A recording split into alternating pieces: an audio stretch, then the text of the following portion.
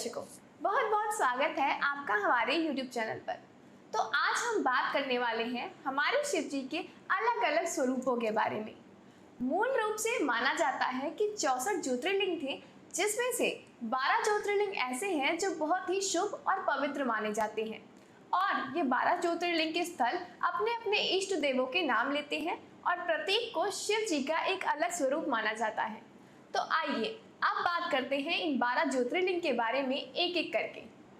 तो पहला ज्योतिर्लिंग है सोमनाथ। सोमनाथ को पारंपरिक रूप से पहला तीर्थ स्थल माना जाता है। द्वादश ज्योतिर्लिंग तीर्थ यात्रा सोमनाथ मंदिर से शुरू होती है और ये मंदिर जिसे 16 बार नष्ट किया गया, ये फिर से एक बार बनकर तैयार हुआ है। इसके साथ ही पश्चिमी भारत गुजरात राज्य के सौराष्ट्र क्षेत्र के प्रभास पतन में वेरावल में स्थित है। दूसरा ज्योतिर्लिंग है मालिकार्जुन। मालिकार्जुन रायलासीमा के कुर्नूल जिले में एक पर्वत पर स्थित है और मैं आपको बता दूं कि आदि शंकराचार्य ने अपनी शिवानंद लहरी भी यही लिखी थी। ये एक प्राचीन मंदिर है जो कि वास्तुकला और मूर्तिकला के लिए समृद्ध है। क्या आप जानते हैं कि एक ऐसा स्थान है जहां शक्तिपीठ और ज्योतिर्लिंगम एक साथ हैं? तीसरा ज्योतिर्लिंग है महाकालेश्वर। मध्य प्रदेश में महाकाल उज्जैन में स्थित है महाकालेश्वर ज्योतिर्लिंग मंदिर और ऐसा माना जाता है कि महादेव का लिंग स्वयंभू है जो 12 ज्योतिर्लिंग में से एकमात्र है। और क्या आप जानते हैं कि ये एकमात्र ऐसा मंदिर है जिसका मुख दक्षिण की ओर है और इसके गर्भगृह की छत पर उल्टा श्री रुद्र यंत्र स्थापित है। और इसके साथ ही यहाँ पे अलग अलग जगहों से भक्त लोग दर्शन करने के लिए आते हैं। चौथा ज्योतिर्लिंग है ओमकारेश्वर। ओमकारेश्वर मध्य प्रदेश के नर्मदा नदी के द्वीप पर स्थित है और एक ऐसा ज्योतिर्लिंग मंदिर है जो कि मामलेश्वर मंदिर का घर है। पांचवा ज्योतिर्लिंग है केदारनाथ।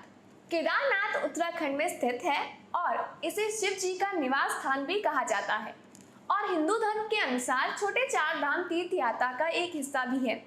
ये मंदिर सिर्फ 6 महीने के लिए खोला जाता है और क्या आप जानते हैं कि 2013 की आपदा आने के बाद भक्तों के बीच में यहाँ ना आने का डर बैठ गया था, लेकिन इस मंदिर को दोबारा स्थापित करा गया और भारी संख्या में यहाँ लोग दर्शन करते हुए नजर आते हैं। छठा ज्योतिर्लिंग है भीमाशंकर। भीमाशंकर भारत के 12 ज्योतिर्लिंग में से एक है और क्या आप जानते हैं कि इसकी उत्पत्ति कैसे हुई थी?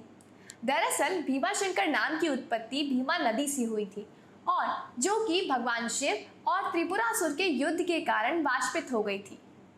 सातवां ज्योतिर्लिंग है काशी विश्वनाथ। वाराणसी का सबसे फेमस टेंपल काशी विश्वनाथ गली में पड़ता है जो कि उत्तर प्रदेश में है। और क्या आप जानते हैं कि काशी विश्वनाथ को भगवान शिव का गोल्डन टेम्पल भी कहा जाता है, क्योंकि यहाँ पे ऐसे 3 गुंबद हैं जो पूरे सोने के बने हुए हैं और ऐसा माना जाता है कि यहाँ पर जो भी व्यक्ति आता है उसे जन्म और मृत्यु के चक्र से मुक्ति मिलती है। और यहाँ पे जो भी भक्त आता है वो मंदिर के साथ साथ गंगा घाट की आरती भी देखता है और बहुत ही दूर दूर से दर्शन करने के लिए आते हैं। 8वां ज्योतिर्लिंग मंदिर है त्र्यंबकेश्वर ज्योतिर्लिंग। ये मंदिर नासिक महाराष्ट्र से 28 किलोमीटर दूरी पर है और ये बाकी ज्योतिर्लिंगों से अलग क्यों है ये मैं आपको बताती हूँ, क्योंकि इस मंदिर की ऊंचाई सी लेवल से 3000 फीट ऊंची है और यहाँ पर हर 12 साल में कुंभ का मेला होता है जहाँ पर अलग अलग जगहों से साधु संत दर्शन और आरती के लिए आते हैं। यहाँ पर हम 3 शिवलिंग एक साथ देखते हैं जो कि ब्रह्मा, विष्णु और शिव जी का प्रतीक है। तो चलिए अब बात करते हैं 9वें ज्योतिर्लिंग के बारे में, बैद्यनाथ ज्योतिर्लिंग।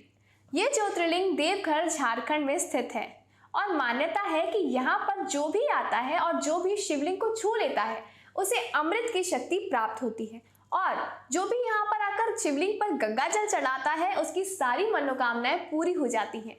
और कहा जाता है कि देवघर देवों का घर है, तो यहाँ पर आने वाला प्रत्येक भक्त अगर यहाँ पर दर्शन करता है तो उसे बाकी देवों के भी दर्शन हो जाते हैं। 10वां ज्योतिर्लिंग है रामेश्वरम ज्योतिर्लिंग और कहा जाता है कि रामेश्वरम ज्योतिर्लिंग का नाम श्री राम जी के ऊपर पड़ा, क्योंकि यही वो ऐसी जगह है जहां पर श्री राम जी ने शिव जी की पूजा और आराधना की थी। और कहा जाता है कि यहाँ पर आकर तीर्थ धाम में कोई भी भक्त स्नान कर ले तो वो गरीबी से मुक्त हो जाता है। और इसी के साथ रामेश्वरम ज्योतिर्लिंग रामेश्वरम आइलैंड तमिलनाडु में स्थित है। 11वां ज्योतिर्लिंग है ग्रिनेश्वर ज्योतिर्लिंग और ये ज्योतिर्लिंग एलोरा के दौलताबाद महाराष्ट्र में स्थित है।